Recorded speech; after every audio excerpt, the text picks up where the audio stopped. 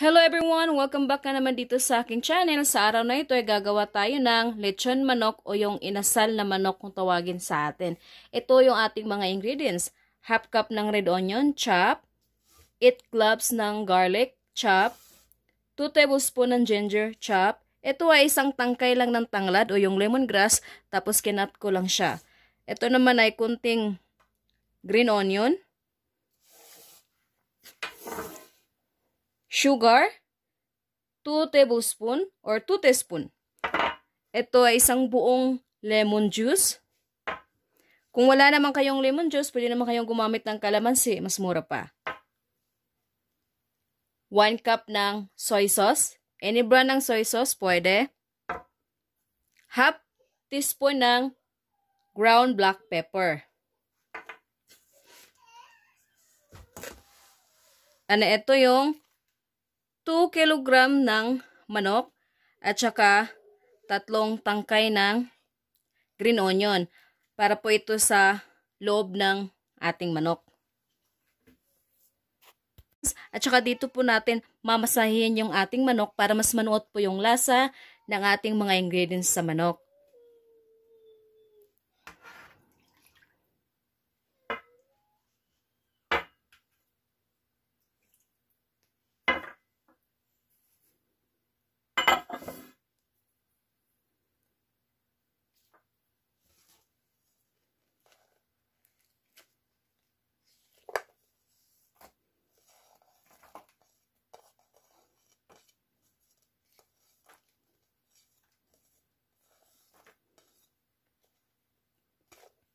Ito po yung tanglad. Ito po ilalagay rin po natin sa loob ng manok. Haluin lang po natin hanggang sa matunaw po yung asukal. Para talaga mahalo yung lasa ng lahat ng ingredients.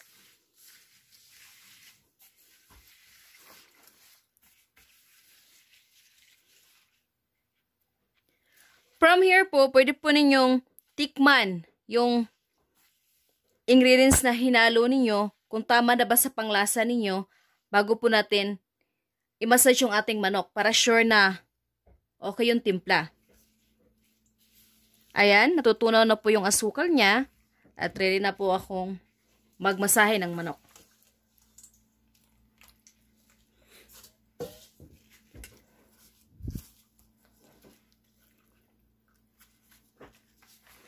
Masahihin lang po natin ng mabuti yung manok doon sa sauce na ating ginawa. Nang sa ganon, sigurado po tayong masarap at maganda po talaga yung lasa. Masahihin po natin na hanggang mga 5 minutes. Yeah. So, ito na po siya. After ko minasahin ng 5 minutes, kitang-kita na sumusuot na talaga yung sauce sa kanya. Ngayon, ilagay po natin yung ating green onion tsaka yung ating tanglad sa loob.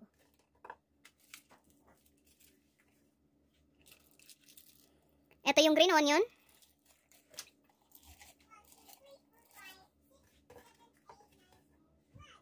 At ito naman yung tanglad.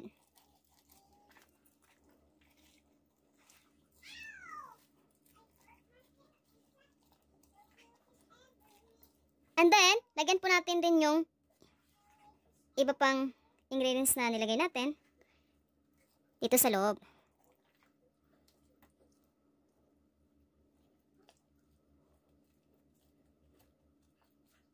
Huwag din po natin kalimutan yung sauce.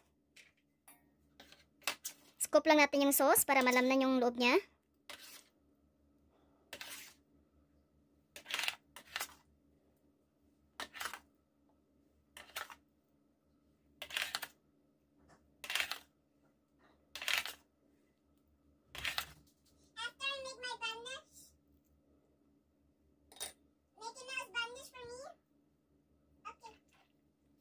And then, kailangan po natin ng plastic. Kung meron kayong plastic o yung ziplock, ilalagay natin yung chicken dito para i-marinate natin siya ng overnight. At saka yung natirang sauce, ilalagay din natin para walang masayang.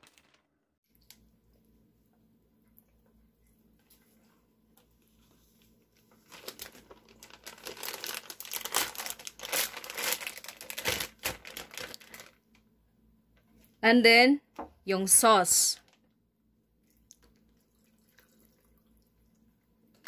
Hindi naman po kailangang plastic or ziplock.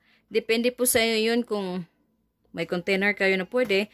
The purpose po kasi ng plastic, yung manok, talagang nabuburo siya sa loob.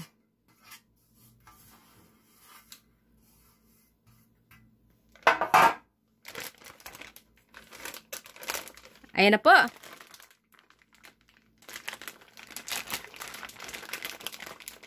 Ilalagay ko lang po ito sa ref overnight.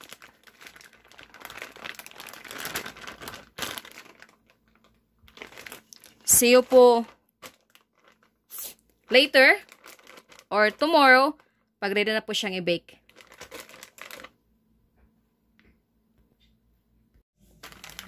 Ito na po yung manok na binabad natin kagabi ng overnight.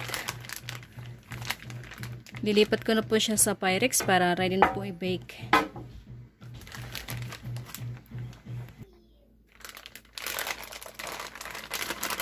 Lahat po na sauce, lalagay po natin dyan.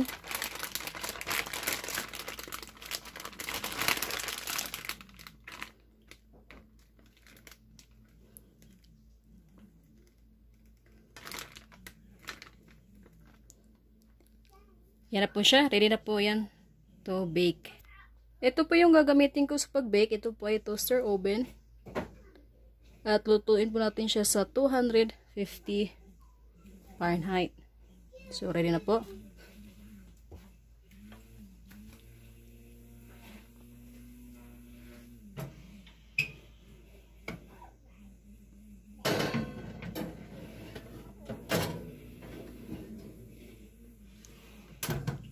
Lulutuin po natin siya dyan ng 1 hour. See you po later kung okay na po ang ating chicken or kung luto na. Ito na po yung ating manok after po siya maluto ng 1 hour and 30 minutes kasi medyo malaki po yung manok natin, 2 kg siya kaya medyo matagal po siyang naluto. Tingnan nyo po, itsura po lang po, masarap na po at nangingintab. Sana huwag nyo pong kalimutang itry na lutuin yung ating recipe today. At huwag nyo pong kalimutang mag-like, comment, share, and subscribe sa aming channel. See you po sa susunod naming mga video. Bye!